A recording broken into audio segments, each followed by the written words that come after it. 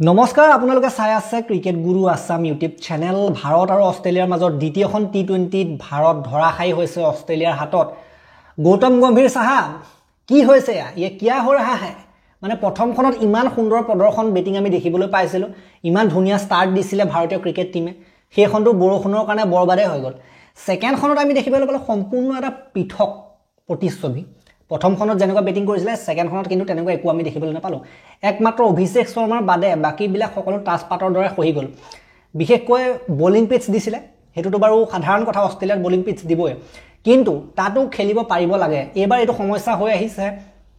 অষ্ট্ৰেলিয়াৰ টুটুত এদিনিয়াটো আমি দেখিছিলো আৰু বৰ্তমান টি20 তো দেখিছো যে পেস বোলিং ফাষ্ট বোলিংৰ কাৰণে উপযোগী য'ত হয় তাতে আমাৰ বেটাৰ ধৰাশায়ী হৈ পৰে গতিকে আজি আমি হেতু আকৌ এবাৰ দেখিবলৈ পালো আপোনালোকে যদি চাই ভাৰতৰ স্কোৰ কাৰ্ডখন গুটেখন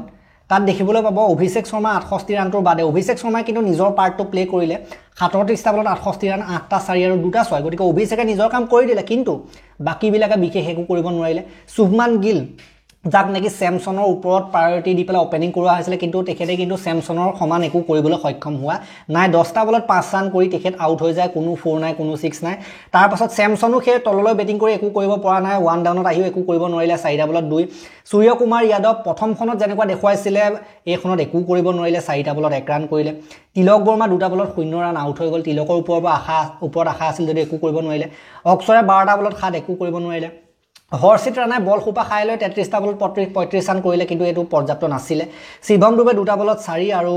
দেন কুলদীপ যাদৱ 0 বৰুণ চক্ৰৱৰ্তী 0 বুমৰা 0 তেওঁলোক বলাৰ তেওঁলোকৰ ওপৰত আশা কৰিটো লাভে নাই বেটা সকলে যদি একো কৰিব নোৱাৰে বাকি আজি চলিলে হেজলউডৰ যাদু Hazlewood man of the match হৈছে এখন খেলৰ ক্ষেত্ৰত কেৱল মাত্ৰ 13 ৰান দি 3টাকৈ গুৰুত্বপূৰ্ণ উইকেট তেখেতে দখল কৰিলে আজি হেজলউডৰ কিন্তু হাতুৰা চলিলে তাৰ পাছত জেভিয়াৰ বাৰ্টলেট তেখেতো সুন্দৰ বোলিং কৰিলে 39 ৰান দি 2টা নেথন এলিছে 21 ৰান দি 2টা গতিকে এক প্ৰকাৰে তেওঁলোকৰ ফাষ্ট বোলিং এটাকে কিন্তু প্ৰায়ভাগ উইকেট লৈ গল 7টাকৈ উইকেট ফাষ্ট বোলিং 8টাকৈ উইকেট ফাষ্ট বোলিং এটাকে লৈ গৈছে গতিকে প্ৰায়ভাগ উইকেট ফাষ্ট বোলিং এ লৈ গল 3টা 7টা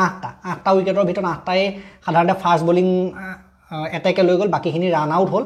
গতিকে Hazlewood Xavier Bartlett Nathan Ellis আৰু ষ্টোইনিছ এই কেটাই গুটে 8টা উইকেট লৈ গল মেইন বাকি ৰান আউট বাকি তেওঁলোকৰ ৰান চেষ্টনো কিনো কম একেবাৰে সহজতে তেওঁলোকে প্ৰাপ্ত কৰিবলৈ সক্ষম হ'ল কাৰণ টপ অৰ্ডাৰ এজনটো চলি গল দুইজনে চলিলে বুলি ক'লেও ভুল নহব হেড মাৰ্চ দুইজন চলি গল আৰু ইমান কম টাৰ্গেট দিলে যদি হেড মাৰ্চ যদি চলিয়ে যায় সেই কেটাইটো প্ৰায়ভাগ খেল খতমে কৰি দিলে গতিকে মাৰ্চে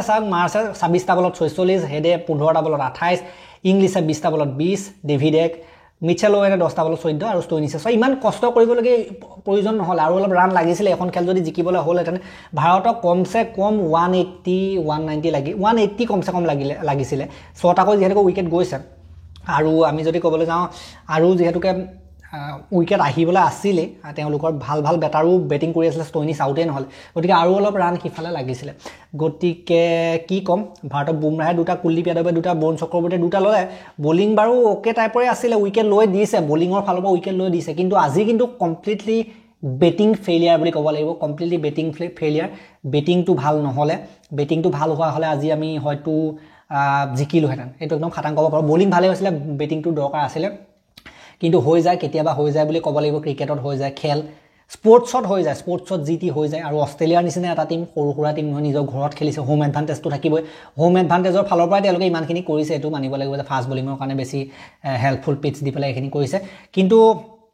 ভাৰতৰ দুৰ্ভাগ্য যে প্ৰথমখন খেল বৰষুণৰ কাৰণে বৰবাদ হৈ গল প্ৰথমখন খেল যদি বৰষুণৰ কাৰণে বৰবাদ নহলহেতেন 1-0 হলহেতেন হেখনত 1-0 হৈ থকা হলে আজি 1-1 হলহেতেন এতিয়া কথাটো সমীকৰণটো কেনেকুৱা হল এতিয়া সমীকৰণটো হ'ব এনেকুৱা যে ভাৰতে নেক্সটখন খেল হাৰিলে সিৰিজটো গ'ল বুলিয়ে ধৰক কাৰণ আৰু খেল আছে এতিয়া 3খন খেল বাকি আছে আৰু নেক্সট যদি 3খন খেলৰ ভিতৰত ভাৰতে 2খন খেল জিকিব নোৱাৰে তেতিয়া সিৰিজটো গুচি যাব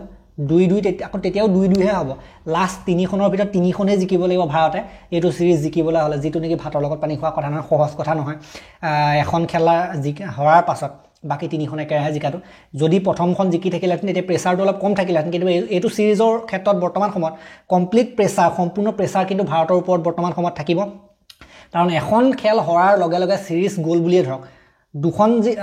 দুখন হাৰি আপুনি সিৰিজ বচাব নোৱাৰিব 2-2 হৈ যাব দুখন জিকিলে 2-2 হ'ব গতিকে এনেকুৱা লাগিছে বৰ্তমান সময়ছোৱাত মই এনেকুৱা দেখিছোঁ যে 2-2 হ'বগে নেকি তেনেকুৱা দেখিছোঁ যদি পজিটিভলি থিংক কৰি চাওঁ পজিটিভলি যদি ভাবি চাওঁ কিন্তু হৰাৰো কিন্তু চান্স আছে বৰ্তমান সময়ত এখন খেল বাহিৰত গুচি গ'ল এনে সেইটো কাৰণে হৰাৰো কিন্তু বৰ্তমান সময়ত সম্ভাৱনা নুই কৰিব নোৱাৰি কিন্তু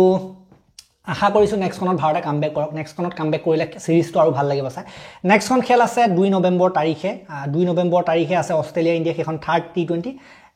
সেইখন হ'ব হোবাৰ্টত গতিকে তাতো অলপ পৰিস্থিতি একেই আজিৰ নিচিনাই হ'ব বলিং পিটছেই হ'ব দেন তাৰ পাছত 6 তাৰিখে তাৰ পাছত 8 তাৰিখে গতিকে নেক্সটখন খেলটো ইম্পৰ্টেণ্ট নেক্সটখন খেল হৰা মাত্ৰকে সিৰিজটো প্ৰায় গ'ল বুলিয়ে ধৰিব পাৰি গতিকে এয়াই আছিলে আৰু আমাৰ মহিলা বিশ্বকাপত ভাল খবৰ আহিছে যে আমাৰ মহিলাসকলে ফাইনেল পালে তাৰ ওপৰত আমি ভিডিঅ' দিলোঁ আৰু ভিডিঅ' দিম নেক্সট যিখন ফাইনেলৰ ওপৰত আমাৰ বিস্তৃত বিশ্লেষণ দাঙি ধৰিবলৈ বাকী আছে এইটো আমি দিম 1 নৱেম্বৰ তাৰিখে এইটো আমি ভিডিঅ' দিম 1 নৱেম্বৰ তাৰিখে হয়তো আবেলি নহয়তো সন্ধিয়ালৈ সেইটো ভিডিঅ' আপোনালোকে পাই যাব নতুবা ৰাতিপুৱা ভাগত বাৰু নিদিওঁ যিহেতুকে সেইদিনাখন বন্ধ নাই হয়তো গতিকে ফ্ৰাইডে ন আজি ছেটাৰডেটো বন্ধ নাথাকিব গতিকে ছেটাৰডে বন্ধ নাথাকিলেও হাফ ছুটি হয় সেইদিনাখন গতিকে চাওঁ 2টামান বজালৈ দিবলৈ পাৰোঁ নেকি নেক্সট ভিডিঅ'টো সেইটো প্ৰিভিউ আনিবলগীয়া আছে ফাইনেলৰ ওপৰত প্ৰিভিউ এটা ঐতিহাসিক ভিডিঅ' বা থাকি যাব সদায় চিন থাকি যাব ছ'চিয়েল মিডিয়াত যে অসমীয়াত আমাৰ মহিলা ক্ৰিকেট বিশ্বকাপৰ ফাইনেলৰ আগত এটা ভিডিঅ' এনেকুৱা আছে যে প্ৰিভিউ কোনোবাই দিছিল আৰু খেলৰ শেষতো তেনেকৈ আমি দিম থাকি যাব ভিডিঅ' সদায় থাকি যায় চিন থাকি যায় চাপ থাকি যায় যাতে বহুত বছৰৰ পাছতো মানুহে যদি আকৌ চায় চেনেলটোত যে সেইদিনাখন কি হৈছিলে যে আকৌ যদি মনত পেলাব বিচাৰে তাত গম পোৱা যায় গতিকে এই ভিডিঅ'টো মই ইমানটা সমাপ্ত কৰিলোঁ ভালটো নাই লগা কিন্তু ভাল লাগিব আশা কৰিছোঁ আশাটো আছে আমাৰ ভাৰতীয় ক্ৰিকেট টীমৰ ওপৰত আশা আছে কামবেক কৰিব বুলি আমি আশাটো ৰাখিছোঁ আৰু যেনেকৈ নহওক আৰু এই ভিডিঅ'টো ইমানটা সমাপ্ত কৰিলোঁ লাইক কৰি দিব অলপ শ্বেয়াৰ কৰি দিব আৰু আজিকালি হাইপ দিবলৈ আহিছে হাইপ দিয়াটো বহুত ইম্পৰ্টেণ্ট তেতিয়া ভিডিঅ'বিলাক আগবঢ়াই যিমান পাৰিব হাইপ দি দিব ওপৰলৈ উঠাই দিব আৰু চেনেলটোলৈ নতুনকৈ আহিছে যদি ছাবস্ক্ৰাইব কৰি ঘণ্টাটো বাই থৈ যাবলৈ নাপাৰিব তেতিয়ালৈকে আৰু এটা নতুন ভিডিঅ' লৈ অনাৰ প্ৰতিশ্ৰুতিৰে মই বিদায় মাগিছোঁ ধন্যবাদ